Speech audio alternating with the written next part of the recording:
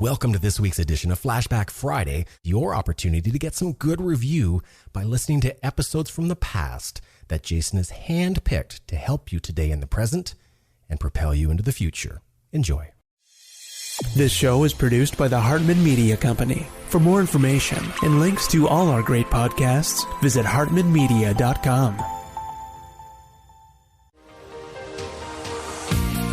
Welcome to the Creating Wealth Show with Jason Hartman. You're about to learn a new slant on investing, some exciting techniques, and fresh new approaches to the world's most historically proven asset class that will enable you to create more wealth and freedom than you ever thought possible. Jason is a genuine self-made multimillionaire who's actually been there and done it. He's a successful investor, lender, developer, and entrepreneur who's owned properties in 11 states, had hundreds of tenants, and been involved in thousands of real estate transactions. This program will help you follow in Jason's footsteps on the road to your financial independence day. You really can do it.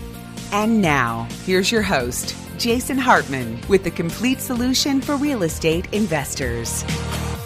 Welcome to the Creating Wealth Show, episode number 916. Thank you so much for joining me today. This is Jason Hartman, and today I want to talk to you about a book I found. Yes, I found a book. Well, I found a few books. And how did I happen to find these books? Well, I was over at Mom's house at my mom's southern mansion for Thanksgiving. She has some of my old books there that I found on her bookshelves. And one of them was really interesting to see, this book. Why is that? Well, because I originally read this book on a Caribbean cruise when I was 24 years old, when I was a very successful RE/MAX realtor at age 24. Again, of course, got into real estate at age 19, bought my first rental property at age 20, moved out of the house at, I guess I was 22 years old, and had a very successful career in the traditional real estate business. But what always was the most interesting thing to me was not being a real estate broker. It was being a real estate investor. So what book would someone who's 24 years old naturally want to read about real estate investing? Well, you can probably think of a lot of great books on that topic, right? But there is one person who really made a name for himself in the world of real estate investing. In fact, he is potentially the most well-known real estate investor in the world. Not because he's the biggest deal or he's the most fantastic real estate investor, but he's just a very well-publicized real estate investor. Could that be Donald Bren, the owner of the Irvine Company? Could it be Donald Sterling, who owns a lot of properties as well? Could it be, why am I blanking here on the name I was just about to mention to you? But, the point is, there's a lot of big-time real estate investors out there. But this one wrote a book. And this book came out, and a few years later, at age 24, I read it, and it is called The Art of the Deal by our now president. Yes, our now president, Donald Trump, of course.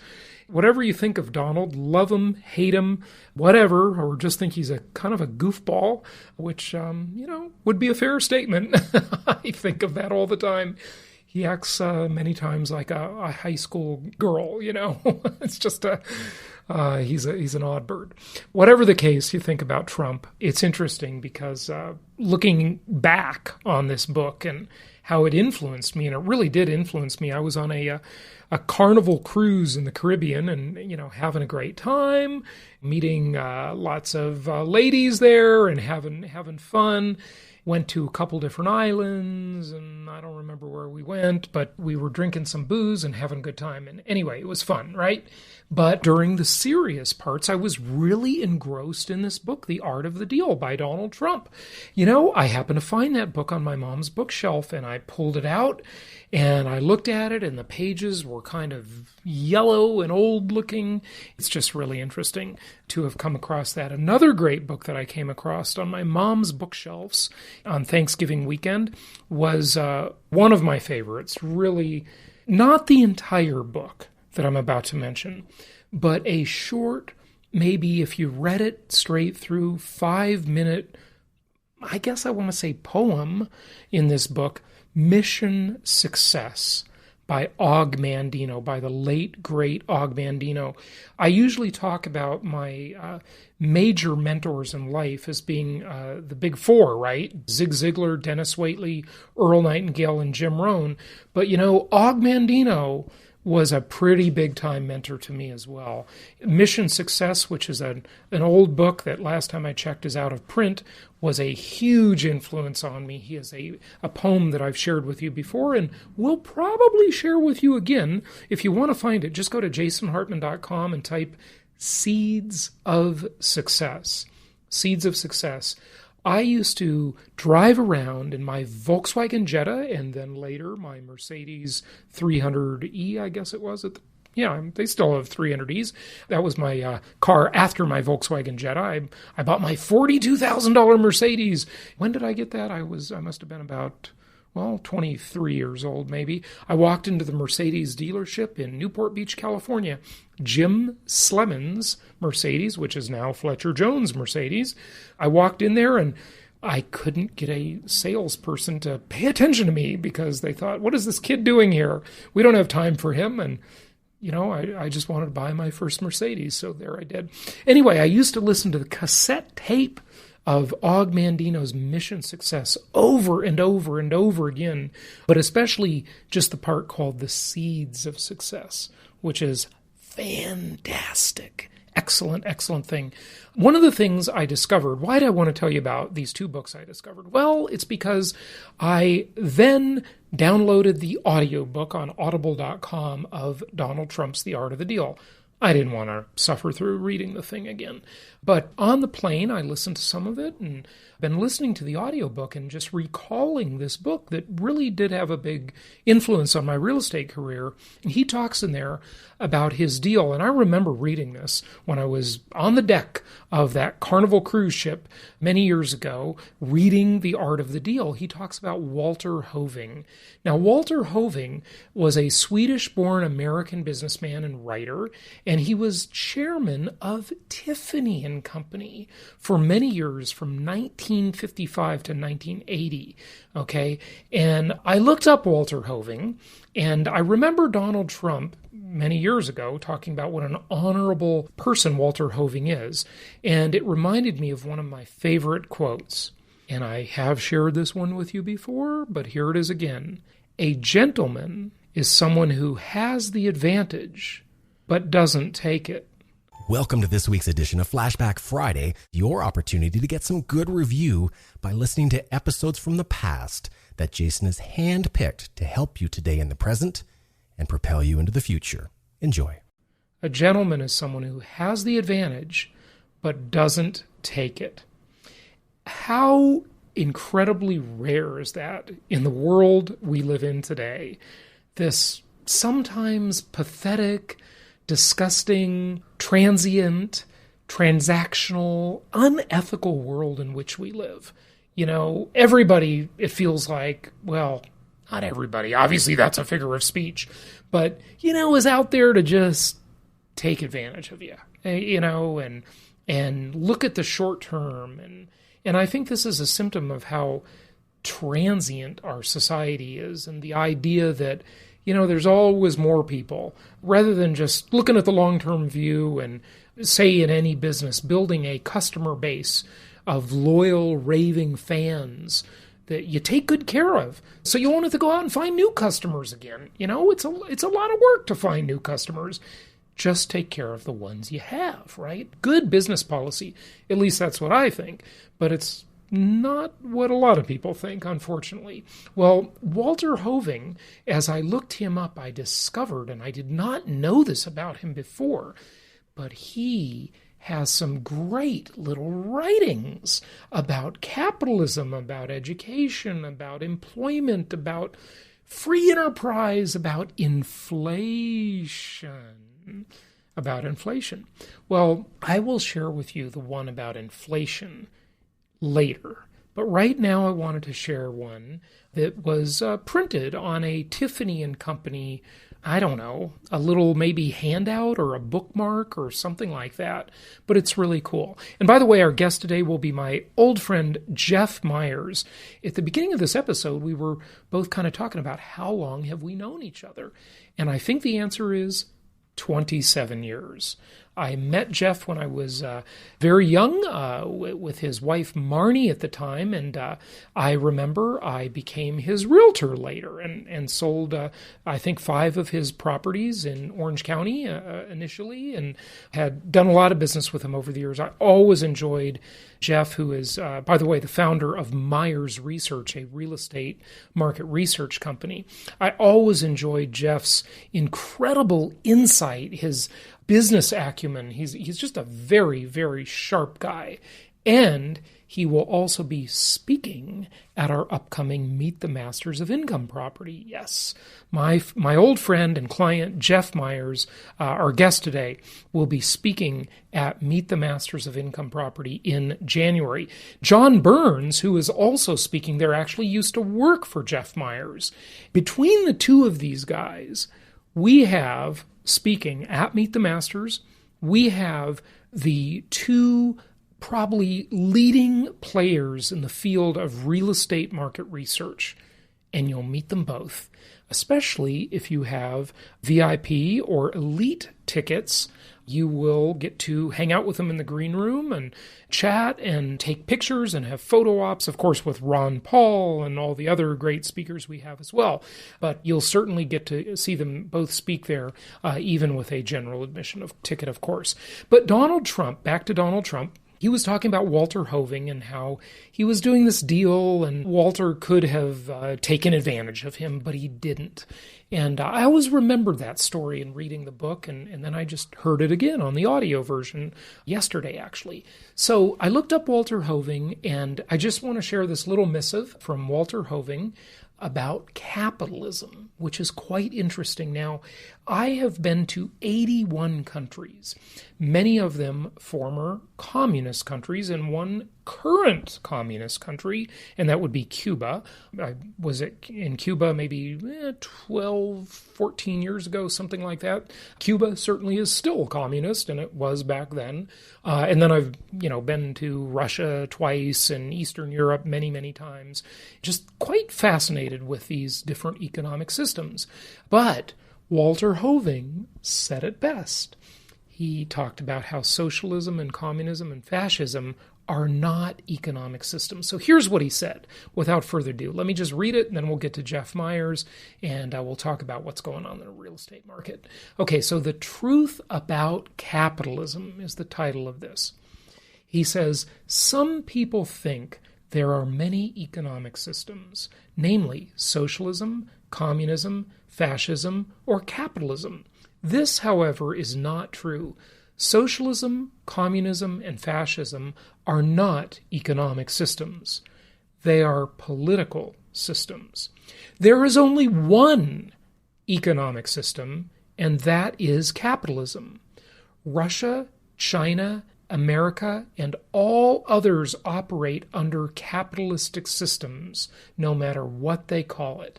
The difference is that in some countries, the capital is owned by the government, and in others by private individuals or groups of private individuals.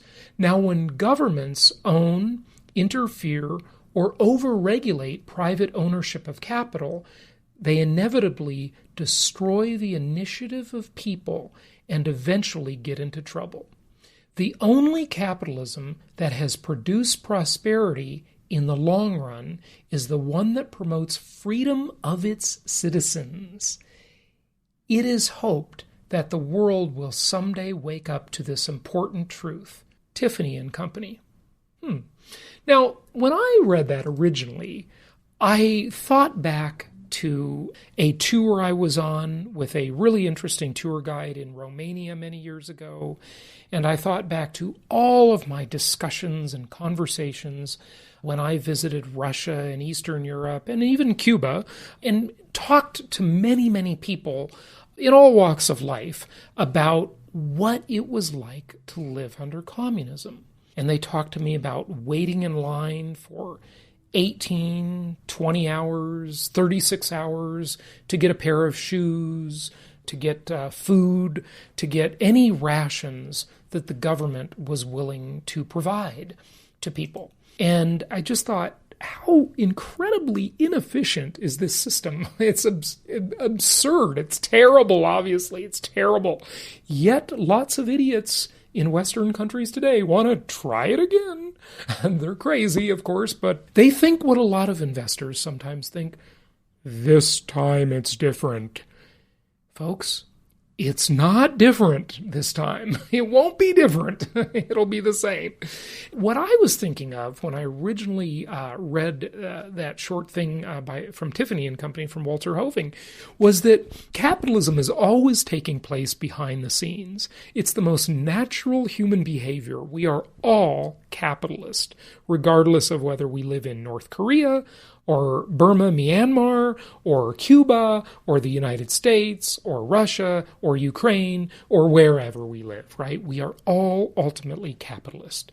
Because when the people waited in line for shoes, she said, this was the tour guide in Romania talking to me, well, you'd wait in line that long? And then she says, yeah, and when you'd finally get your turn to go in and get some shoes, they didn't have them in your size. And I said, well, what did you do then? Well, of course, you got together with other people and you traded them so you could get your size. Communism and socialism do a terrible job of allocating resources. Capitalism isn't perfect either, but it's the best thing going, obviously, right? It's the best thing going. It's the best system of price discovery and resource allocation that has ever, well, I don't even know if I want to say been invented by mankind. It's the best system ever, however you want to say it. It is by far the best system.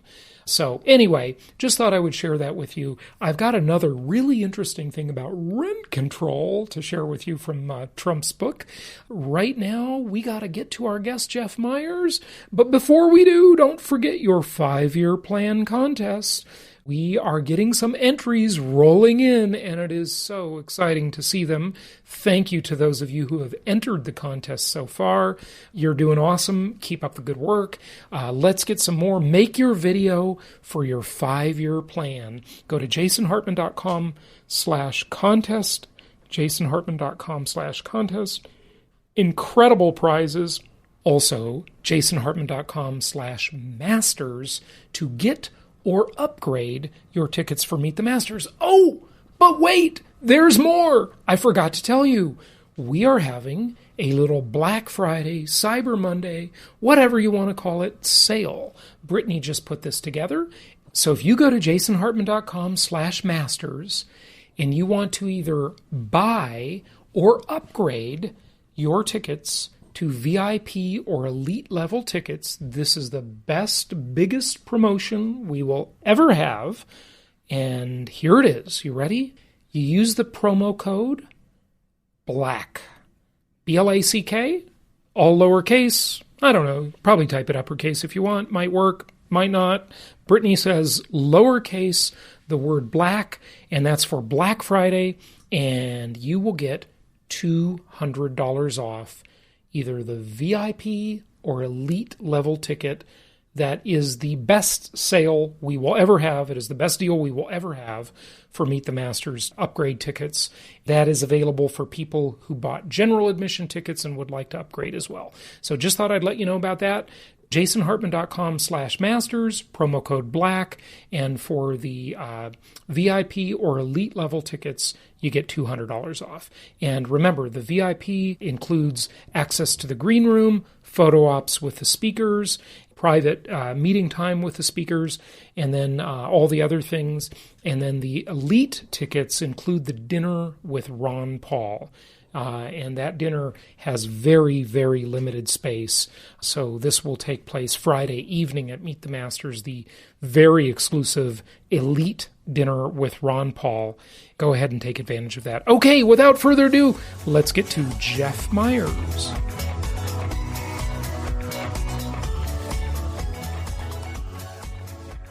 It's my pleasure to welcome an old friend of mine, and that is Mr. Jeff Meyers. He is the founder of Meyers Research, and he has a fantastic software application he developed that he'll probably tell you a little bit about. He is one of the leaders in the field when it comes to real estate market research for home builders, and he's been doing it for a long, long time.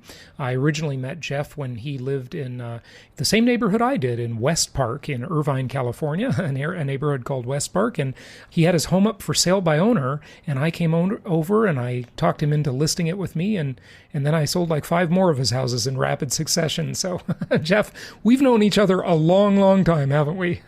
That's right. It's probably been 30 years. So wow. It's been a long time, for sure. Yeah, I'm going with 25 years because I think that was... Okay, that's fine. Yeah, I think... No, it was actually probably about 27 years. Yeah. Oh, you might be more right than me. It's been a long time.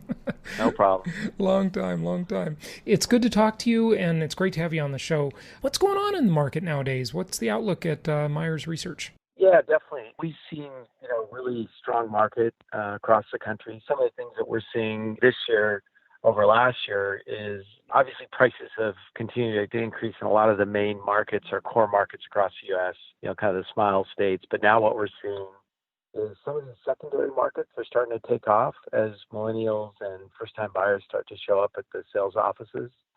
Obviously, rents have continued to increase consistently over the last 5 years, and I think people are getting tired of paying more in rent and starting to look at home ownership. Mm-hmm. So the millennials really are entering the housing market, huh? I mean, this represents what they talk about is shadow demand. During the Great Recession, we talked a lot about shadow inventory. In other words, the bank-owned properties that hadn't been released to the marketplace yet. But now we have all these Gen Y people that have been living at home much longer than maybe any other modern demographic cohort. They're really coming out to buy, or are they just too saddled with student loan debt to do it in a major way? Or, what's your take on that? Yeah, it's interesting. And, when you look at the millennials, it's an 80 million in number. So it's a big number. They obviously have student debt on average about 30,000, which is more than any other generation. However, one of the things that we really try to see and track is life stage, because that really is what determines when people change their housing preferences. So, for example, first, I think the millennial buys a dog, and maybe they have a girlfriend that becomes a wife, and then lo and behold, they have a child, and now they're starting to look at schools. And since a lot of the core trophy assets in the apartment world are close-in urban locations with a lot of great amenities and really premier properties, that's great. But when you have a child, you got to look at schools. And if you look at most of the urban environments, schools are usually not very strong. And so now they've got to go out and look at, we might want to be in a single-family home, and we also want to be in a neighborhood where schools are strong. So that lends itself to, again, once that life change starts to happen. Now, obviously, this group has taken longer to get married, longer to leave the primary house, and so forth. So that's why we're seeing it kind of trickling out. But we're starting to see more and more of the big, large home builders target this audience with some success. So the millennials, what type of mentality or what type of buyer are they?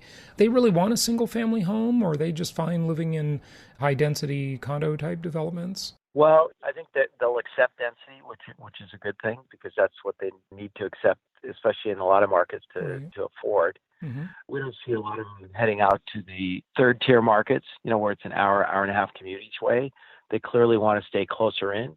So we're seeing a lot of product types that the builders are designing that really solve two things. One, they'll have bedroom count that's reasonable. You're seeing contemporary and soft contemporary designs which appeal to this buyer type, and then you're again, really higher density, closer in locations. But again, it really depends on their life stage and where they're at. Good stuff. Well, so what is the general outlook on the market? I mean, are you bullish, or is it bear in our future? We're cautiously bullish on the market. I mean, we think it's been a long economic recovery. However, housing hasn't led this recovery. So when you look at, new home sales activity nationally, we're at about the 50-year average, 600,000 plus or minus. And because of that, we feel like there's still some runway on the marketplace. That being said, prices in some of the core markets have gone up significantly. On average, we see prices in the 20 to 40% above previous peak. And a lot of the coastal, close-in markets to employment have really seen some relatively high increases. That being said, also, though, the suburban markets, we see some runway. They have not kept up, and that's where a lot of the demand is starting to take off.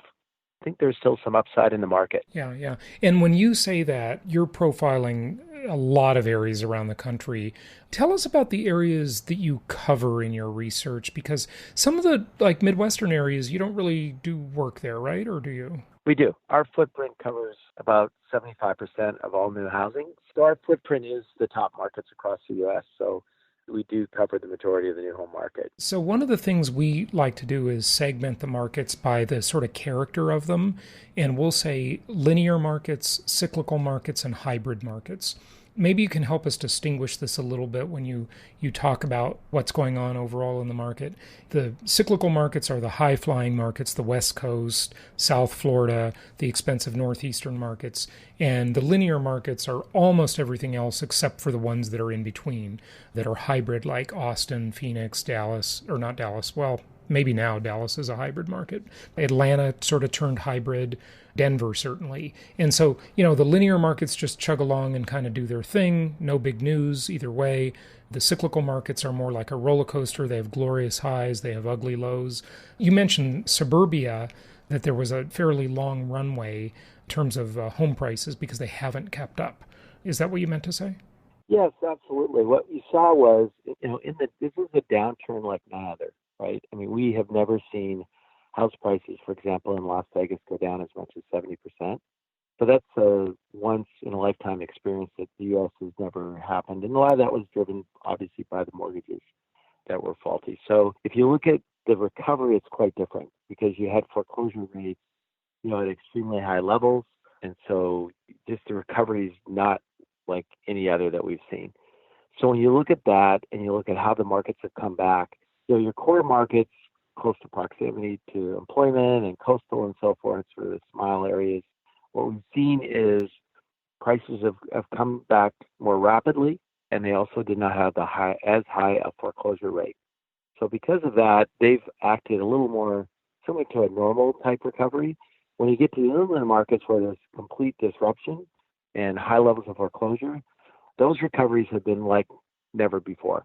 Because again, double-digit price declines has really not happened before. So because of that, the recovery has been much, much longer. The disparity between coastal prices, again, close-in prices versus first and second-tier markets, that disparity in price is huge, as much as 50, in some cases 100%. And so the idea of drive till you qualify is something that we've talked about in the past, but this cycle, that price disparity has been massive, and we finally are seeing a recovery. For example, in markets like Southern California and the Inland Empire, in the outlying markets of Phoenix and Las Vegas, we're starting to see those lower priced markets where foreclosures were really prevalent start to recovery, and the liquidity in that market allows people to move. Because if you're, 50, 60% underwater in your house, you really have no liquidity. You can't do anything. Right. Exactly. Right. Yeah, absolutely. So, a lot of people I have on the show, Jeff, talk about the length of the recovery. Then they layer on the business cycle and they think, well, isn't it about time for a pullback? Isn't it about time for a recession? And when we were talking off air before, you were mentioning that this is a pretty long recovery we've had. And I agree with you. Only thing I want to propose, and just see what you think of this idea, is that since we are, quote unquote, recovering recovering from such a historic low, the worst economy in 7 decades during the Great Recession. Is it fair to use the beginning of that turn in the market as the start of the recovery, if you're using that as a timeline and going forward, 7 years and saying, well, isn't it about time for a recession? Or is it more accurate to say, hey, the real recovery started in maybe 2012? What do you think about that? You still have to look at the length of recovery from that time frame. But I want to twist it a little differently, because what I think when you say the high-flying markets that cycle hard, I want to sort of take that out of the equation. Let me tell you why. If you look at house prices, over 50 or 75 years, this is the first time in U.S. history where we've had in one single year a double-digit decline. So if you look at some of these high-flying markets, let's take California, for example, house prices have almost doubled every decade, and they've never gone down in a single year double-digit. So let's say we have an economic slowdown, and we have 2 quarters of consecutive GDP loss, and we're in a technical recession. I don't believe house prices will decline more than 1 or 2%. So even in the high-flying markets, where you can say, because you have to remember what caused this recession was a direct hit from the mortgage market. Couldn't agree more. Multi-loans, yeah, right. Total distress. So that won't repeat. And so you've got to look at prior economic recessions and what did they do to housing. Right. And the prior recessions, we never saw 10, 20% house price declines, ever. Right. So again, you got to look at what caused it. If we can sit here in real estate and say, oh my goodness, there could be an economic recession down the road and what a disaster, we better hold on, tight here. But it's not going to happen. I mean, housing is not going to cause the recession. And so because of that, I don't think you're going to see anywhere near the kind of price declines that we've ever seen in this downturn. That is a really good point. I mean, the banks have been pretty darn conservative this time around. I mean, to say that, we're going to have this big giant crash and everybody's going to start walking away from their properties, I can't imagine that happening this time. The famous last words of every investor, this time it's different. But it really is different. I mean, look, the loans they were making in 2000, 2002, 2003, up to 2005 were absurd. I mean, with like 1 day out of prison, bankruptcy last month, foreclosure yesterday, you could still get a really good loan. I mean, it was absurd what was going on. And that just isn't happening. I mean, these banks are tough now. They are underwriting loans. This is the lowest default rate on record. The average FICO score for an approved mortgage today is 720, even though they can underwrite them at 680. So, a good friend of our company's worked at HUD, and I remember him stating at one of our conferences, we're basically writing no default loans. The only people getting mortgages say, don't need them.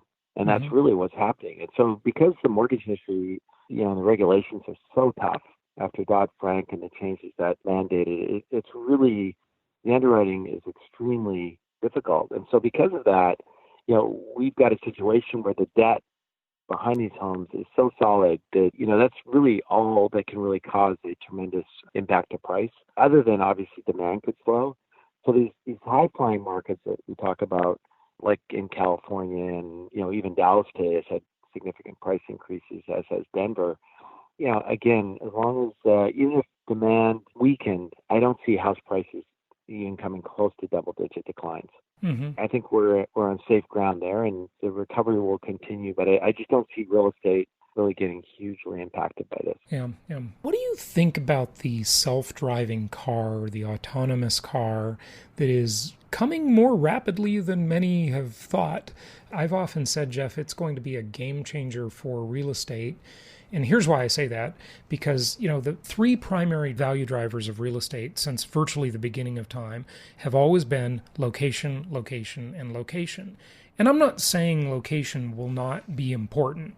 I'm just saying that one of the things I would constantly say is geography is less meaningful than it's ever been in human history. It still matters, of course. I mean, we don't live in cyberspace. We live in geographical areas. I'm just saying it's less meaningful than it's ever been. And so I can see, and feel free to disagree with this idea, but my hypothesis is that we're going to see downward pressure on really prime location real estate and upward pressure on lesser prime location real estate, like a resurgence of the suburbs. Because if you can just summon a car and there's no burden to driving anymore, if you can sleep in the car on your commute to work, if you can do work, if you can, I don't know, you could do yoga in the car. Right. Yeah. What are your thoughts? The self-driving car changes everything. And let me back up a minute, because I think, just seeing the impacts of Amazon and their distribution mechanism and what it's done to the retail industry. The reason I want to highlight that is because we had a seminar recently by Westfield, one of the largest mall owners in the country, and how retail has changed, because of the impact of Amazon.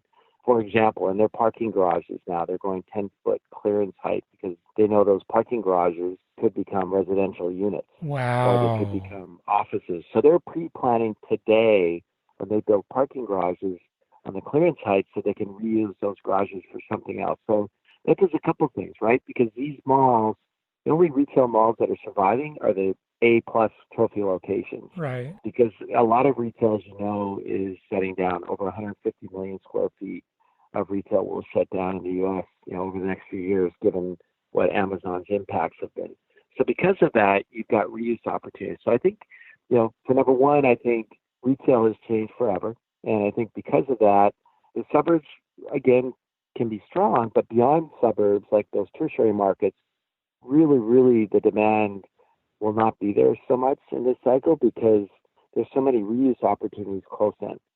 So the self-driving car has an impact on a number of things. One, it changes how we park commercial spaces. Yep, I agree. Because you don't need it anymore. So all those parking garages become reuse opportunities, either for housing or office or other utilities. Absolutely. So that's huge. Yep. It also changes the design of the house, obviously, because garage is a big component and it drives everything. When you design a new home today, it's all about, do I have a one-car garage, a two-car garage is 20 feet, and that footprint, everything else wraps around it. Mm-hmm. So when all of a sudden you don't have that piece of the equation, boy, it opens up huge opportunities. But don't forget, with the number of households sitting on the ground in the U.S., what a great reuse opportunity for everyone's two-car garage that's sitting out there. Yeah, everybody's going to get an extra bedroom or an extra office. Exactly. Yeah, I would predict that that's going to become a whole cottage industry remodeling garages. Totally. Yeah. Yeah, I mean, there's so many things you can do with it. So I think it gets really exciting. It changes land planning, the driveway cuts and all these things. Oh, yeah. It's huge. It's very exciting. Yeah. We do need to distinguish, though, just for a minute, is we need to distinguish the on-call self-driving car concept, the Lyft, Uber, rideshare kind of concept, from one owning their own self-driving car. I mean, some people will still own a car. It's not like everybody's going to give up their cars in the next day. But yeah, there will be less demand for cars. I mean, it couldn't agree more. Very interesting stuff. Jeff, just kind of wrap it up for us with any closing thoughts you have and give out your website. There's just a lot of changes, and I think the home building industry as a whole and housing in general is one of the last industries to be disrupted by technology. And I think clearly the self-driving car is one of those, but we see a lot of change happening in the industry with respect to how you transact real estate, as far as disruption in construction. And, will there be a 3D printer that builds houses or panelized construction, as we see a lot of the Japanese now are starting to bring their technologies into our industry. We just think there's a lot of home technology that impacts kind of the data collected within the home. As you know, the auto industry now, they feel that the data that comes out of the car is more valuable than the car itself. Right. And that's why you've seen Apple and everyone starting to put technologies in cars, but also in the home. Yeah. So I think there's just a lot of disruption to take place. And we're kind of keeping our eyes open to say who's going to be the Elon Musk of home building. Right. I think there's a lot of opportunity in an industry that just, we're still building houses with hammer and nails, and it just doesn't make sense. Yeah. As labor is extremely tight and costs have only gone up, and there's got to be a more efficient way to put houses together. Yeah. So the building technology is another very, very interesting topic. We had Ali Wolf, your chief economist, or an economist, maybe not chief, with Meyers Research, and she was on before, and that was a great interview. Gosh, we'd love to have someone from your group back on, maybe you if we're lucky, to talk about building technology and how that's going to change the industry. That's a fascinating subject in and of itself. Jeff, give out your website. MyersResearch.com.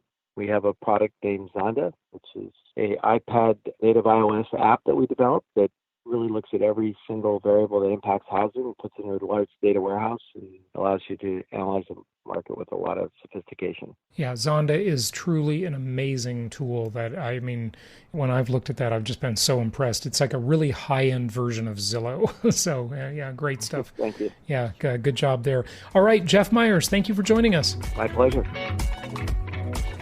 Thank you so much for listening. Please be sure to subscribe so that you don't miss any episodes. Be sure to check out the show's specific website and our general website, hartmanmedia.com, for appropriate disclaimers and terms of service. Remember that guest opinions are their own, and if you require specific legal or tax advice or advice in any other specialized area, please consult an appropriate professional. And we also very much appreciate you reviewing the show. Please go to iTunes or Stitcher Radio or whatever platform you're using and write a review for the show. We would very much appreciate that.